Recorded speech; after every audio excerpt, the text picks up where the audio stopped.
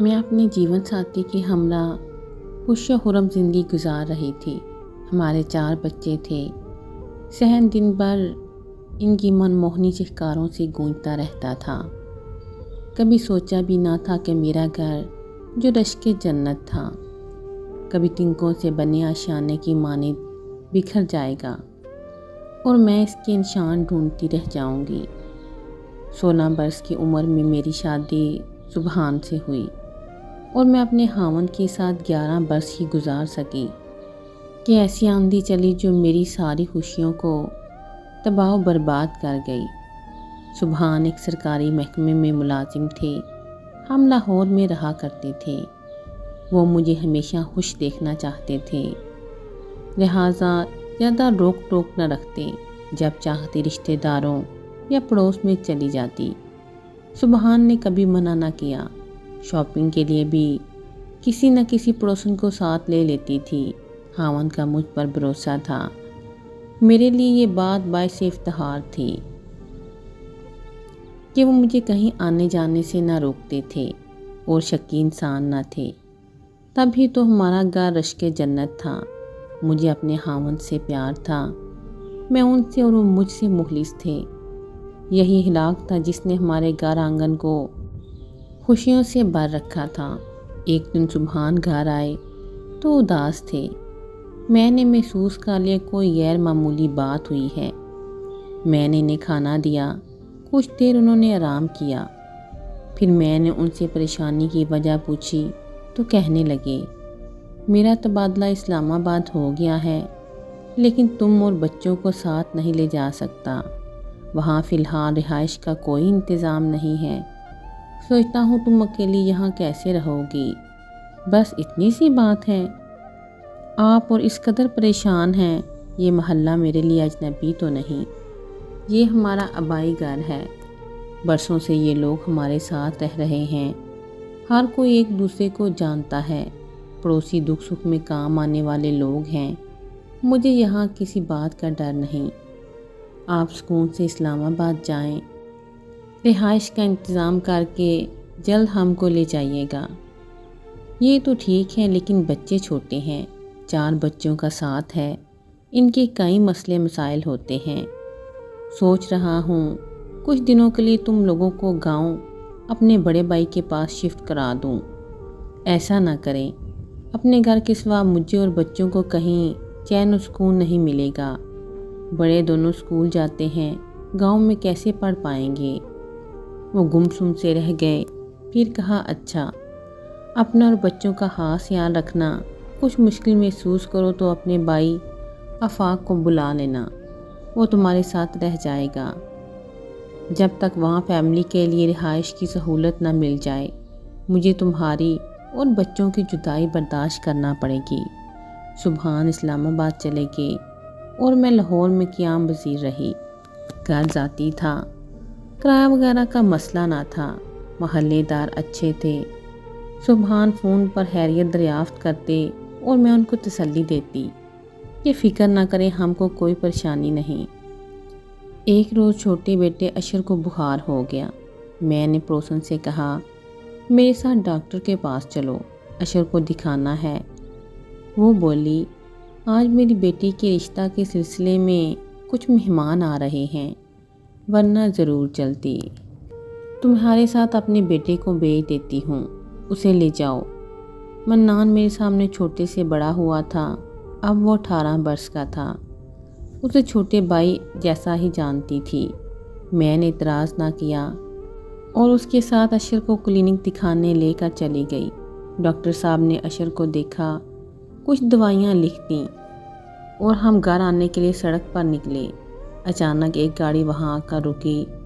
یہ شخص منان کی دوست کا کزن تھا اور منان کو اچھی طرح جانتا تھا۔ اس نے کہا، منان بھائی کیا بات ہے، اتنی گرمی میں ادھر کیا کر رہے ہو؟ اپنی باجی کے ساتھ ڈاکٹر کے پاس آیا تھا، ان کے بچے کو دکھانا تھا۔ ہم سڑک پر ٹیکسی کے لیے کھڑے تھے، تب ہی یہ شخص بولا، میری گاڑی میں بیٹھ جاؤ بھائی، میں ادھر ہی جا رہا ہوں۔ منان نے مجھ سے پوچھا، اس روز تیز دھوپ تھی، سوچا بچے کو تیز بخار ہے گاڑی میں ہی چلے جاتے ہیں۔ منان سے کہا چلو ان کی گاڑی میں ہی چلتے ہیں، جلدی پہنچ جائیں گے۔ یوں ہم نے ریاض کی لفٹ قبول کر لی۔ گھر کے قریب پہنچی تو خیال آیا کہ جلدی میں دوائیوں کا نسخہ تو میں ڈاکٹر صاحب کی میز پر ہی بھول آئی ہوں۔ منان واپس ڈاکٹر کے کلینک جانا ہے، میں نسخہ ادھر بھول آئی ہوں۔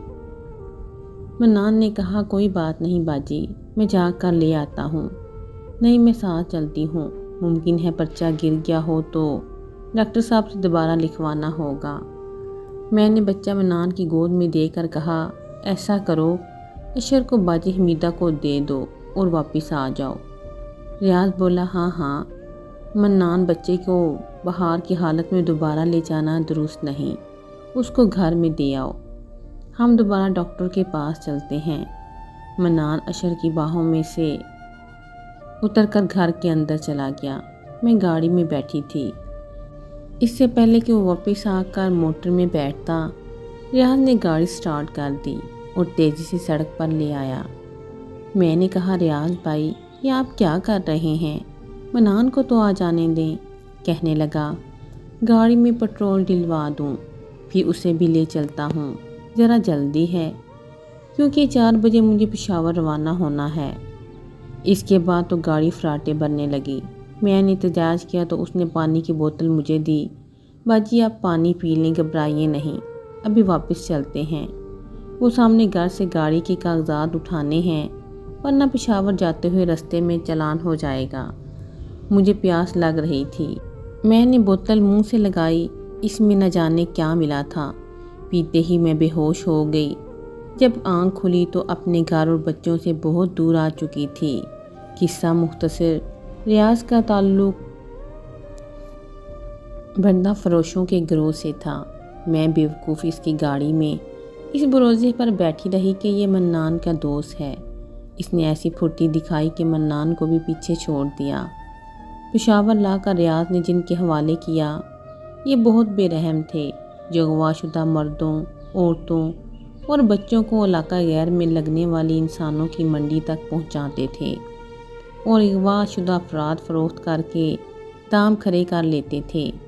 یہاں ہر جمعرات کو منڈی لگتی جس میں عورتیں، مرد، بچے، بچیاں فروخت کے لیے لائی جاتی تھیں اور ان کو خریدنے ملک اور بیرون ملک سے لوگ آتے تھے، جیسا مال ہوتا ویسا دام لگاتے تھے۔ منڈی میں انسانوں کو بکاؤ مال کی طرح بکتا دیکھ کر اپنی آنکھوں پر یقین نہ آیا۔ کیا واقعی دنیا میں ایسا بھی ہوتا ہے؟ اوہ میرے خدایا، تیری دھرتی پر کیسے کیسے ظلم نہیں ڈھائے جاتے۔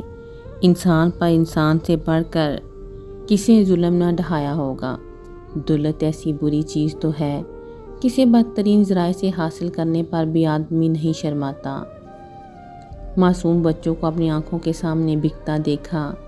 ننھی منی بچیاں اپنے پیارے ماں باپ اور بہن بھائیوں سے دور یہاں بیچنے کو لائی جاتی تھیں اور خریدنے والے نہ جانے کس مقصد سے ان معصوم پھولوں کو خرید کر لے جاتے تھے۔ وہ ان لڑکوں کو گویا غلام بناتے تھے اور لڑکیاں بازار حسن کی زینت بنا دی جاتی۔ ان کے افسردہ اور اداس چہرے دیکھ کر کلیجہ منہ کو آتا تھا۔ خریدنے والے پاکستانی بھی تھے اور غیر ملکی بھی۔ خوبصورت نوخیز لڑکیاں تو بیرون ملک کے لوگ خرید کے لے جاتے تھے۔ کچھ لوگ تو بے اولاد ہونے کے باعث بچے گود لینے کی خاطر بھی نہیں خریدنے آئے اور کچھ شادی کے لیے عورت خرید رہے تھے۔ اکثر افراد کو ملازمہ کا مسئلہ مستقل طور پر حل کرنا تھا۔ ایک شخص نے میرا سودا طے کیا، لاہور ہی کا ایک امیر آدمی تھا، یعنی میرا ہم وطن۔ میں جب اس کے ساتھ گاڑی میں لاہور لے جا رہی تھی، اس نے رستے میں بتایا، شکر کرو کہ ہم تمہیں کسی برے مقصد کے لیے نہیں لے جا رہے، ہم کو ایک ملازمہ چاہیے جو دن رات ساتھ رہے، چھوٹے بچوں کی پرورش میں میری بیوی کی مدد کرے۔ بہت ملازمائیں رکھیں لیکن وہ چند دن کام کر کے بھاگ جاتی ہیں اور خدمتگار عورت کا مسئلہ کسی طور پر حل نہیں ہوتا، اور اب ہم نے مستقل بنیادوں پر اسے حل کرنے کا سوچا۔ کسی نے ہمیں یہاں لگنے والی منڈی کے بارے میں بتایا تھا۔ مجھے خریدنے والے میرے مالک کا نام اسلم بٹ تھا اور یہ خاصا امیر شخص تھا۔ اس کی بیوی کے حال میں 2 جڑواں بچے تھے۔ اس نے مجھے سمجھا دیا رستے میں شور مچانے کی ضرورت نہیں، ہم تم کو اچھی طرح عزت سے رکھیں گے اور تم شکر کرو گی کہ ہم نے تمہیں خریدا۔ تم کسی برے شخص کے ہاتھوں بچ گئی، تم بھی پاکستانی اور ہم بھی۔ تم میری ہم وطن ہو اس لیے بہن بنا کر رکھوں گا، مگر بھاگنے کی کوشش نہ کرنا ورنہ دوبارہ وہیں پہنچا دی جاؤ گی جہاں سے آئی ہو۔ پھر تمہاری قسمت کے وہاں تم سے کیا سلوک ہو اور دوبارہ تم کس قسم کے آدمی کے ہاں بیچی جاؤ۔ میں نے بٹ صاحب کی باتیں غور سے سنی اور یہ جان لیا یہ شخص درست کہہ رہا ہے۔ میری قسمت اچھی تھی جو میں کسی سوڈانی، افریقی یا کسی دوسرے غیر ملکی کے ہاتھوں فروخت نہیں ہوئی۔ اپنے وطن میں دوبارہ اپنے بچوں سے ملنے کی ایک آس تو تھی۔ سوچا ان لوگوں کی خدمت کروں گی، کبھی انہیں مجھ پر رحم آ جائے گا، مجھے گھر والوں سے ملنا بھی نصیب ہو جائے گا۔ بٹ کی بیوی مجھے دیکھ کر بہت خوش ہوئی، اس کو ایسی خدمت گزار چاہیے تھی جو میرے جیسی شریف اور بچوں کی پرورش کرنا جانتی ہو۔ اس نے مختصر انٹرویو لیا اور میری کہانی کو سرسری سنا۔ بولی ابھی چند سال تو تم کو اپنا ماضی بھلا کر میرا ساتھ دینا ہوگا، جب تک میرے بچے بڑے نہیں ہو جاتے، پھر دیکھا جائے گا کہ کیا کرنا ہے۔ اگر تم نے ہمارے ساتھ اچھے طریقے اور ایمانداری سے وقت گزارا تو ضرور کوشش کروں گی تمہارے بچوں سے تمہیں ملوا دوں۔ ابھی فوری طور پر یہ ممکن نہیں ہوگا۔ تم کو بٹ صاحب نے 4 لاکھ میں محض اس لیے خریدا کہ ہم اپنے جڑواں بچے پلوا سکیں، تم کہیں ہمارے گھر سے بھاگ نہ جاؤ، اس لیے تمہاری کڑی نگرانی رکھی جائے گی۔ چوکیدار تم پر دن رات نظر رکھیں گے اور تم گھر سے باہر قدم نہیں نکالو گی، لیکن گھر کے اندر تم کو کسی قسم کی تکلیف نہ ہوگی۔ کھانا پینا، ضرورت کی ہر شے تمہیں ملے گی۔ میں نے جان لیا کہ بیگم کو میری زندگی کے دکھ تکلیفوں، میرے آنسوؤں سے کچھ غرض نہیں تھی۔ ان کو صرف اپنی سہولت، آرام اور ضروریات کا خیال تھا۔ انہوں نے بہت اچھی طرح مجھے یہ احساس دلا دیا کہ میں ان کی ایک خریدی ہوئی چیز ہوں، ایک لونڈی کنیز جس کے انہوں نے لاکھوں روپے ادا کیے۔ اب میرا ان کے قیام گاہ سے ہلنا بھی بغیر ان کی اجازت کی سنگین غلطی ہوگا، جس کی سزا کے طور پر وہ مجھے دوبارہ انہی ظالموں کے حوالے کر سکتے تھے جن سے مجھے خریدا تھا۔ وزیرستان کی جانب پاکستان کی آخری چوکی کے بعد جو علاقہ شروع ہوتا تھا علاقہ غیر کہلاتا تھا۔ اس جگہ کے تصور سے میرے رونگٹے کھڑے ہو جاتے، جہاں پاکستان کے مختلف شہروں اور علاقوں اغوا کردہ انسانوں کو انسانی منڈی میں فروخت کے لیے لایا جاتا تھا۔ بعد میں حساس اداروں کے طفیل ان علاقوں کو کنٹرول میں لے کر ان محصور لوگوں کو بڑی تعداد کو تحویل میں لیا گیا اور انہیں آزاد کرایا گیا۔ میں نے بٹ صاحب کی بیگم کے ساتھ اس امر پر سمجھوتہ کر لیا کہ ان کے بچوں کو ایک ماں کی طرح خدمت اور دیکھ بھال کروں گی، ان کا دل جیت لوں گی تاکہ وہ مجھ پر رحم کھا کر مجھے میرے کنبے سے ملوا دیں۔ وہ میری ہم وطن پاکستانی تھیں، سو مجھے ان سے اچھی امید تھی۔ ان کے ایک بچے کی ذمہ داری مکمل طور سے میں نے سنبھال لی، ان بچے کو اپنی ممتا کی گود میں بھر لیا، بہت محبت سے اٹھاتی، دھیان سے دیکھ بھال کرتی۔ وہ بھی مجھ سے خوب ہل گیا۔ مالکن کو یقین آ گیا کہ اچھی اور شریف عورت ہے اور یہ ہم کو دھوکہ نہ دے گی۔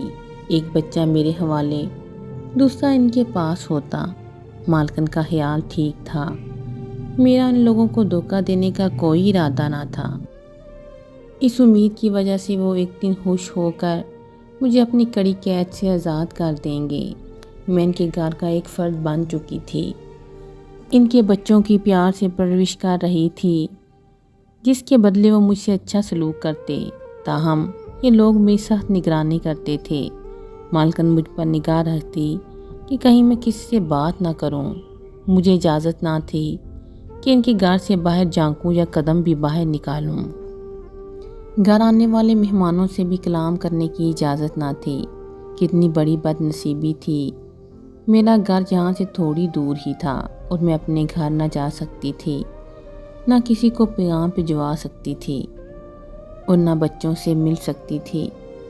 کبھی کبھی اپنے بچوں کی اس قدر یاد ستاتی کہ جی کرتا یہاں سے کسی طرح بھاگ نکلوں، بعد میں جو ہوگا دیکھا جائے گا، کیا خبر صحیح سلامت اپنے گھر تک پہنچ ہی جاؤں، اپنے شوہر اور بچوں سے مل جاؤں۔ پھر ان عورتوں کی کرب سے بڑے چہرے یاد آ جاتے، ان کی چیخیں کانوں سے ٹکرانے لگتیں، جو بھاگنے کی کوشش میں پکڑی گئیں اور دوبارہ بکنے کے لیے وہاں لے جائی گئی تھیں جہاں میں رہتی تھی۔ یہ 2 منزلہ مکان تھا۔ اوپر کی منزل میں بٹ صاحب کے سب سے چھوٹے بچے کے ساتھ ہوتی تھی۔ ایک شب آدھی رات کو جب میں ان کے بچے کو سینے سے لگا رہی تھی، دل میں ہوک سی اٹھی۔ مجھے اپنے بچوں کی سسکیاں سنائی دینے لگیں، یوں لگا جیسے وہ مجھے یاد کر کے رو رہے ہوں اور راتوں کو اٹھ کر مجھے گھر کے آنگن میں ڈھونڈتے پھرتے ہوں۔ تڑپ کر اٹھ بیٹھی۔ اس وقت میری ممتا پوری طرح بیدار ہو چکی تھی، بے تابی سے کمرے کے چکر کاٹنے لگی۔ بٹ صاحب کا بچہ مجھے اپنے پاس نہ پا کر کھسمسایا اور میرے قدموں کی آہٹ سے بچے کی آنکھ کھل گئی۔ میں نے دوبارہ تھپک کر سلا دیا۔ مین گیٹ سے نکلنا بھاگنا ناممکن تھا۔ میں نے کھڑکی سے جھانکا اور بلندی کا اندازہ لگایا۔ میں پچھلی طرف سے نیچے اترنے لگی۔ کھڑکی سے نیچے دیوار پر اینٹیں فاصلے سے اس طرح لگی ہوئی تھیں کہ ان پر سنبھل کر پیر رکھنے سے نچلی منزل تک جایا جا سکتا تھا۔ ابھی تھوڑا سا فاصلہ زمین سے باقی تھا کہ میرا پیر ہلا میں لٹک گیا اور میں دڑم سے گر گئی۔ دراصل یہاں پہنچ کر اینٹیں ہی ختم ہو گئی تھیں۔ رات کے اندھیرے میں نیچے کی طرف جھانک کر اس بات کا اندازہ نہ کر سکی کہ زمین سے 6 فٹ اوپر اینٹیں نصب نہیں ہیں۔ یہ میری خوش قسمتی تھی کہ وہاں چارپائی بچھی ہوئی تھی۔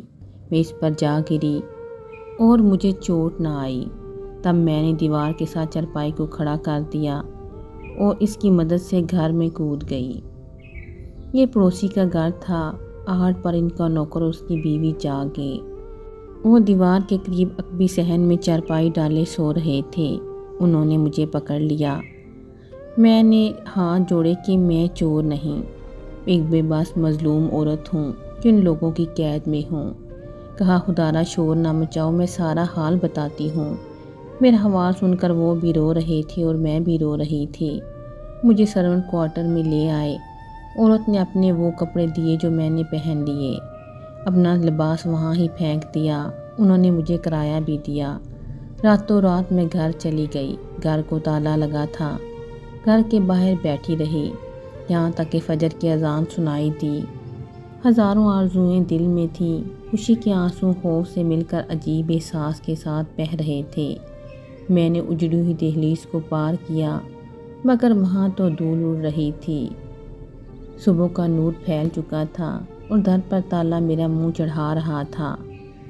سبحان اور بچے وہاں نہیں تھے۔ میں نے کلیجہ تھام لیا، پڑوسن کا در بجایا۔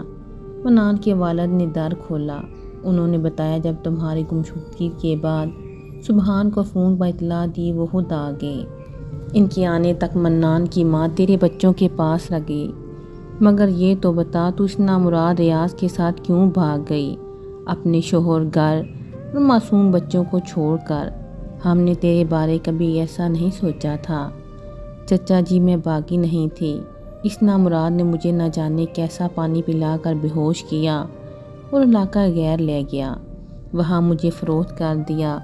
میں کسی طرح بھی رابطہ نہ کر سکتی تھی۔ وہ مجھے اندر لے گئے۔ بیوی نے نماز ختم کر لی۔ میں نے ان کو بتایا کہ کیا واقعہ ہوا تھا۔ وہ بولی بیٹی سبحان نے یہی سمجھا تو بچے چھوڑ کر بھاگ گئی ہے، پھر بھی اس نے تیرا انتظار کیا اور بعد میں مایوس ہو کر اپنے بچے لے گیا اور گھر کو تالا لگا گیا۔ تالے کی چابی البتہ ہم کو دے گیا کہ شاید تم لوٹ کر آ جاؤ۔ میں نے روتے دل کے ساتھ تالا کھولا۔ یہاں آنگن میں دھول اڑ رہی تھی اور مکڑیوں نے کمروں میں جالے تان رکھے تھے۔ گھر کے ایک کونے میں میرے بچوں کے کھلونے پڑے ہوئے تھے جن کی حاتہ جان پر کھیل کر بھاگی۔ ان کی صورتیں دیکھنی نصیب نہ ہوئیں۔ منان کے والد نے سبحان سے رابطہ کیا۔ انہوں نے میری پاک دامنی کا یقین نہ کیا اور کہا کہ آشنا نے چھوڑ دیا تو اب لوٹ کر آ گئی اس کو کہو کہ میرے گھر میں اس کے لیے جگہ نہیں، بچوں کی خاطر میں اس کو قبول کر بھی لوں تو میرے والدین، رشتہ دار، میرا سماج اسے قبول نہیں کرے گا۔ جہاں سے آئی ہے وہیں چلی جائے۔ صدمے سے اتنی بیمار پڑی کہ موت آنکھوں کے سامنے رقص کرنے لگی۔ خدا ترس لوگوں نے علاج کروایا اور سب یہی سمجھتے رہے کہ میں نے شوہر بچوں سے بے وفائی کی۔ سبحان نے یہ گھر میرے نام کر دیا تھا اور آج بھی میں اسی میں رہتی ہوں، اس امید کے ساتھ کبھی سبحان معاف کر دیں اور لوٹ آئیں۔ محلے والوں کے کپڑے سی کر گزارا کرتی ہوں۔ عورت کی بھی کیا زندگی ہے۔